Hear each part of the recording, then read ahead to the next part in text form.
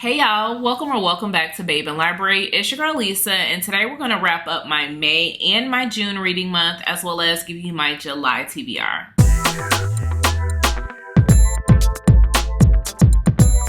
So I'm going to try to make this as quick as possible. You all know I can be long-winded, so I'm going to go ahead and jump in it to say that I've read 22 books in the total months of May and June. Now that would be 10 in the month of May and 12 in the month of June. And I only DNF one book. Now that one book was actually a soft DNF. It is not something that I plan on DNFing forever. It is just something that I just wasn't in the mood. And I tried to force myself because it was an arc. Please hear me clearly. If you are like me, free yourself of feeling confined to arcs. Do not force yourself into a reading slump because you're reading something that you do not have interest in the moment. You can still give yourself the ability to market and promote that author. You can reach out to them, let them know you're not able to provide them that service at the time, and they should be understandable. I am not going to talk to you about all 22 books that I've read. I am going to pick and choose, let you know my favorites, my least favorites, and my biggest surprises. But before I do that, as I was mentioning arcs, one of the things I did want to let you all know is that I have come up in my NetGalley score. The last time I talked to you all, which would have been in April, I was at 48%. I had dropped down 2% to that 48, and I was feeling a way about it because the goal is for me by sometime in this year to be at 60%, and me working backwards is not working in my favorites. However, I am now at 52%, so you really can't tell your girl anything. I doubled up on you. I hope to double up again. Now, that may be asking for a lot, but we'll see when these next 2 months are over. Getting right into my favorites for the month of May, I'm going to talk to you all about 2 books.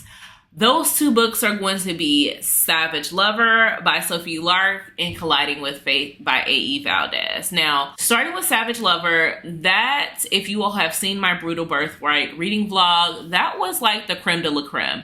That was where I was living my Fast and the Furious fantasy. Nero and Camilla was giving me Bonnie and Clyde, and I was just at ease. I said, let me sit in the backseat and cruise with you all as you all are just, riding out together. These 2 are I'm down to ride, let's go ahead into the wheels fall off type of love. Like, these 2 are so hardcore and passionate about one another. They said, hey, you rob a bank, I'ma drive. Let's do it. Literally. Like, I love that no matter what the circumstances, they can count on each other, that they want to be each other's shelter for when things get rough and things get tough, whether it is dealing with the illness of a family member, whether that is being undercover with the feds and counting on that person. They are going through all of life's challenges and sticking beside each other. Now, it wasn't my expected favorite, which I'll talk about that because Sophie is on this list for another reason. The second book that was my favorite, as I mentioned, is Colliding with Fate. Is the second in the series. This is Quinn and Kyrell's romance. And similar to Savage Lover, Quinn and Kyrell in Colliding with Fate, they hold each other down. Like, they are weathering the storm together. You have Kyrell, who is being hit with situation after situation. He is now the caretaker and provider for a father that he's had an estranged relationship with. He finds out more information about why his mother left, whether or not she's still alive, what that means for him. He finds out, life circumstances that are being thrown in his lap. And Quinn is there to support him throughout it all. She is really holding this man down, and surprisingly, they had a mutual friend in common and did not see each other in that same way until it was time. When it's the right person, wrong time, and you really just never see that person until the glasses are removed and the world becomes brighter with them in it. That is what Quinn is to Kyrell. He is the person that he just needed in his life to be able to make sure that he had a soft place to land, because life is giving him all of the curveballs. And I loved that Quinn was that woman for him. She is just everything that I loved and wanted for Kyrell, being that I saw him in the first book and how great of a friend he was to Harlow, and I just knew that he needed somebody, and who better than one of Harlow's also mutual friends, Quinn. So That was one of my favorite books of the month of May. Adversely, I do want to, provide balance. I'm going to give you two of my least favorite books in the month of May. One, unfortunately, being Myah Ariel's When I Think of You. I'm not going to say it's a bad book. I gave it a 3.5. The things that I liked about the book was being able to see the inside of Hollywood, being able to see, what happens when people come to a writing room table, what happens with publishing and the editorial rights, what happens behind the scenes at Oscar parties, being able to get a real glimpse into Hollywood, being able to see people's dream and aspiration. However, that's not what the book was supposed to be about. The book was supposed to be about a second chance kind of workplace romance. And unfortunately, I just was not invested in Danny and Kalia's romance. Now, there was a secondary romance of Danny's parents that I absolutely adored and wanted to see more of. Give me Minnie and Nathan's romance, because Danny and Kalia are not hitting for me. They were giving, let's go ahead and skirt around some subjects. Let me tell you, I'm not the woman for you. Unfortunately, I'm not enough because I can't weather the storm, blah, blah, blah. The things that I was talking about in Colliding with Fate and Savage Lover, all of those tests that those relationships went through, Danny and Kalia couldn't handle it, because the first time the table started to rock a little bit, they was like, oh, can't sit down no more. I'm gonna leave. I'm gonna just head out. That's not what I want in a second chance romance. That's not what I want in my romantic relationship. So unfortunately, it didn't do it for me. This next least favorite book, I might be dragged for, because unfortunately it comes from my queen, Kennedy Ryan. Now, again, I'm saying least favorite. I'm not saying it's a bad book. I gave it a 3. It just wasn't the book for me. And maybe that's because I've read so many other Kennedy Ryan books that are out of the stratosphere. Y'all know Real is my favorite book of all time. Real has me crying just thinking about Kenan and Eva's relationship. So don't hear what I'm not saying. I love Kennedy Ryan down. There is literally no book that I ever see her writing that's going to get less than a 3. However, The Kingmaker, which is Lennox and Maxim's book, I came in with too high of hopes. I came in believing that I'm going to get the political romance, opposites attract, we're not meant to be together, story of my life. And did it give those notes? Yes, it did. But again, when I am reading it in comparison to having reading, Long Shot, to having read Real, to having read Soledad's book, this one just didn't do it for me, unfortunately. From a writing perspective, absolutely couldn't knock it down. My biggest surprise, I'm going to give you 2, again, balance for the month of May. Tempted by Danger by Endiya Carter. I didn't see this one coming. It completely knocked me on my butt. I want you all to know that. I was reading and I did a vlog for Quinn for the Win, and it just so happens that our female main character in Tempted by Danger's name is Quincy. Now, everybody has loved this book, and I was like, I think I'm gonna like it. I did not expect to be blown away like this, because this book right here has everything that I need. It had family drama. Y'all know I enjoy good family drama, and they gave it to me in spades. It had BDSM, Spice Club scene, very similar to the Girlies That Love Salacious Players Club. This gave praise and highest bidder mixed together. And I was like, excuse me? Nobody said it was gonna hit like this. We've both got platonic relationships with the opposite sex, and it's not no threat to us. We are secure in our relationship with one another, that I can have a male best friend and you're not gonna wonder where I'm at because you know I'm with you.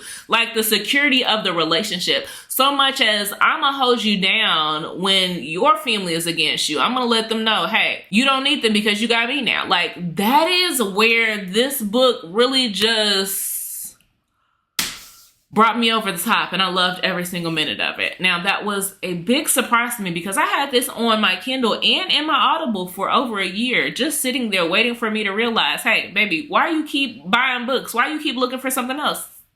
I'm the one you need to read. My second surprise was Lucy Eden's Bear With Me. Now, this may truly be why I am in a shifter romance mood, which we're going to talk about for my July, because I have 2 books that I'm reading that are shifter focused. And I think it started with Lucy Eden because Bear With Me was this cute novella. This girl is going on a cabin retreat by herself. She has just been broken up with in the worst way. Her ex-boyfriend proposed not a week later after breaking up with her on social media, proposing to another woman. Like, she got done extremely wrong. And he told her, hey, I've actually just bought you this trip to go on by yourself because I don't want to be with you no more, but I still care for you.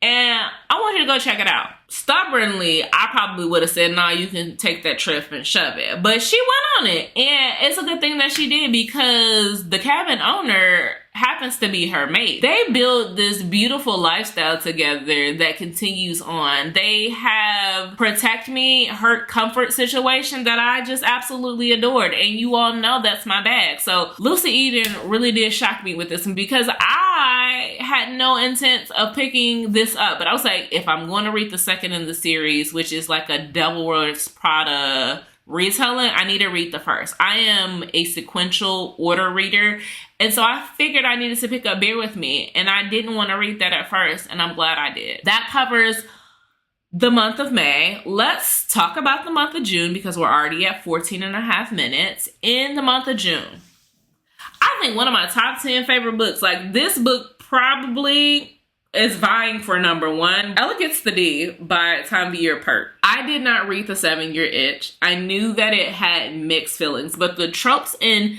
Ella Gets the D really did call out to me. It is older woman, younger man. It is best friend's little brother. It is a woman coming from a divorce trying to find her way. And it has my favorite boyfriend ever. Like, my favorite boyfriend of this year is found in Ella Gets the D. I love Julian something vicious. The way that he loves Ella unconditionally, loves her kids, loves being there for her to watch her come into her own womanhood, given the things that she went through with her terrible husband. Absolute 5 stars. Top tier funniest banter. Like, when I tell you I was laughing out loud so hard that my side hurt, this book gets my comedy better than I've ever expected. Like, if they wanted to make this a movie on Amazon Prime, I'd download it immediately. I'm putting that into the universe. There is no option that's out there. This book literally just came out. Another book that I want to talk about, which is a sequel, which this author will also be at Steamy Lit, is Natalie Kanya's A Dish Best Served Hot. Also very funny. I love Papo Vega. I love meddlesome old grandpas that just give their grandchildren the blues but want the best for them, that they decide that they know best and who deserves to be with who. These 2 grandpas have said, hey, my grandson, you thought we didn't know that you was in love in high school. Boy, I changed your drawers. I know what love looked like on your face. I know what joy looked like. I know what happiness looked like. And your happiness is with this woman. So let me go ahead and act the fool. Now, granted, I don't like this man that I'm fighting with in the first place at the nursing home, because that's how it all starts out. Our 2 main characters actually did not know that their grandparents were warring with each other, playing practical jokes on one another inside the nursing home, but they get called in like the parents at school. If they don't get their stuff together, they gotta go. Y'all are the primary caregivers for them. I'm putting it in your hands. These 2 old men are a handful, and I think that's really what brought our male main character and our female main character together. I love being able to see this single father who is a military veteran fall back in love with his high school sweetheart, and the conflict that they have being that he is working with a construction company that his family owns. He is building high-rises or community high-rises, and it's opposed to what our female main character wants because she is fighting against gentrification. Just seeing them being at the battle of wills, but also fighting against the love that they've had for years that they've never been able to surpass and overcome. Absolutely fantastic sequel to a series. Speaking of series, moving on to my least favorite. I've got two in a series that I want to talk about. One, you guys are probably sick of me talking about. That is Sophie Lark's Bloody Heart. When I told you, you could not, I would have bet my last $5 that I was going to love this book. I could have told you that Dante was going to be my husband of the year. And truly, honestly, Dante isn't the issue. Dante did nothing wrong. I want to absolve him from everything that really could have been placed on him. He not the issue. I'm gonna say Simone and her inner thoughts is the issue. Really, the issue is Sophie writing Simone and not checking in with others. I don't really have to continue to tell you why I dislike this book, because at this point it just seems like I'm harping on it. If you want my thoughts about why Bloody Heart is my least favorite of the series when it was supposed to be my favorite of the series, go check out my Brutal Birthright reading vlog. Speaking of another series, we're going to talk about Jessie Q's Sutanto's The Good, Bad, and the Aunties. This just didn't need to be made. It is the third in the series, which it started off like gangbusters. The first and the second, absolute rock stars. The first actually is the top tier. Creme de la creme, didn't get no better. The second book, really good. Third book, absolutely wasn't necessary, didn't laugh once. And that is unfortunate. This is where you know that it was coming so close. Like Jessie said, this is the last book, and it shouldn't even been made, and she knew that. But I'm not going to say it was a money grab. We, as the audience, have been asking for, we continue to pressure her, and so she felt compelled to write it. We're going to go ahead and lay the Aunties to rest. I'm going to give you one other least favorite just because it's on my mind. AH Cunningham's Alight. I really had high hopes. I am a friends with benefits kind of girly, and unfortunately, they should just remain friends. The romance wasn't romancing. I think our male main character is really the issue for me because he didn't want her until he knew he couldn't have her and that she was moving on. And I just don't like that. As I talked about with Quinn and Kyrell, there are certain times where you just never saw this person because you were so blind. I get that. But I feel like you actually had unrequited love. You knew that she loved you. You knew that she wanted to be with you. And you was playing games and you decided, I'm going to listen to my father. I'm going to listen to everybody else but my own heart and my brain telling me to be with this woman. And I'm going to continue to give her the blues when she decides to be with somebody else. Sir, move on. Find you something else to do. You can love me like you say you love me, because that's not a friend activity. Again, not going to go ahead and get into that even more. Let's talk about my final thing for the month of June, which is going to be my biggest surprise. Now, I only got one for this because everything else kind of expected. Now, this one came out of the blue. See Rochelle's Not All Heroes Wear Capes. That is absolutely true because this one right here, whew, superhero romance, male, that is spicy like Cajun hot. Not All Heroes Wear Capes was very funny to me. I laughed so much.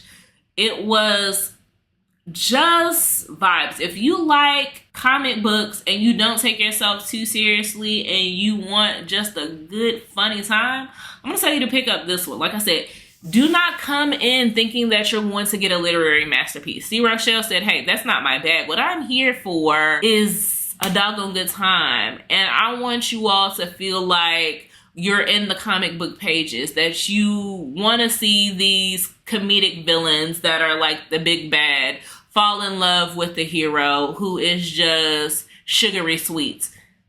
That's exactly what this is. Those are the vibes. You're just here for vibes, laughs, and a roll and tumble in the sheets. That's what you need to pick up this for. If you're looking for anything else, this is not the one. Now I'm just going to wrap it up. Quick rapid fire of what I plan on reading in July.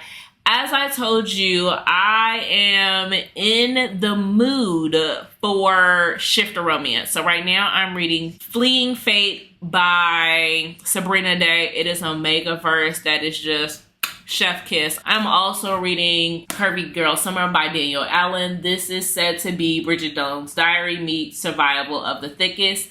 I will be doing a reading vlog centering this, so do not worry, you will get my thoughts on this one. Jumping back into Shifter Romance, because I am going to steamy lit, I told myself I will read this author again. I think I'm going to read Bride.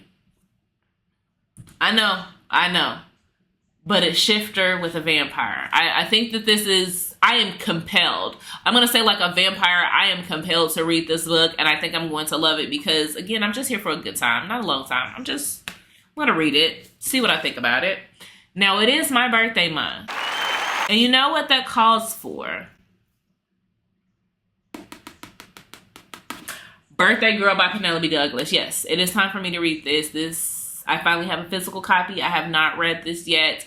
As my birthday is coming up very soon, it's only right that I read it. Those are the rules. I don't make them, I just follow them. I also want to read and get into my sophomore era, so I'm going to read Fake It Till You Bake It, which is a romance between a former football player and a television star who actually got dumped at the altar on TV show, or actually left her fiance. Not sure which way it went, but either way, I want to read TV romances. So Fake It Till You Bake It will probably be in a reading vlog with Astrid Parker Doesn't Feel, because this is also a TV relationship centered around like an HGTV home repair. So these two will probably go together, and look at those vibes, you know, giving the teal. I think, you know, I didn't read this before now because of my teal nails, and so these two are definitely going to go together. In preparation of going to California, I will be reading Caribbean Heiress in Paris, which is a historical romance. If I read this, I may try to see if I can sneak in a Beverly Jenkins, because both of these ladies, Adriana Herrera and Beverly, will be there, and so let's see if I get to this. And then, as I mentioned, I am really loving A.E. Valdez. So I think I need to wrap up the Rise and Fall series with reading Beginning of Forever. This is the second part of Ace and Harlow's relationship. So I do need to wrap this series up so I can do my series review, because this is the last that I have to read in that particular series. So that's all I got for the month of July. That being said, do me a favor. Let me know what you're looking forward to reading in the month of July. If you don't want to do that, leave me a sunflower emoji for Ace and Harlow, and I'll talk to you all later. Bye.